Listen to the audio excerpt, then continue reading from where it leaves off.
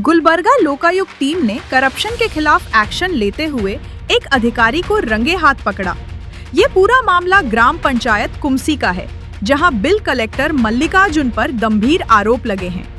इल्जाम है कि उन्होंने एक जमीन को पिता के नाम से मां के नाम पर ट्रांसफर यानी म्यूटेशन करने के लिए टोटल 4,000 रुपए की रिश्वत मांगी। शिकायतकर्ता अनिल राठौड़ के मुताबिक आरोपी ने फोन पे के जरिए 2,000 रुपए पहले ही हासिल कर लिए थे और बाकी अमाउंट के लिए दबाव बना रहा था। इसके बाद कंप्लेन लोकायुक्त तक पहुंचाई गई। लोकायुक्त पुलिस इंस्पेक्टर राजशेखर की टीम ने एक ट्रैप ऑपरेशन प्लान किया, जहां टीम ने पूरी स्ट्रैटेजी के साथ जाल बिछाया और आरोपी को पकड़ लिया। रेड सफलता के साथ अंजाम दी गई और तुरंत गिरफ्तारी की गई। This video is presented by OSM Group. आपके घर की क्वालिटी कंस्ट्रक्शन, प्रीमियम इंटीरियर्स और बेस्ट बिल्डिंग मटेरियल्स के लिए OSM रहेगा आपकी बेस्ट चॉइस।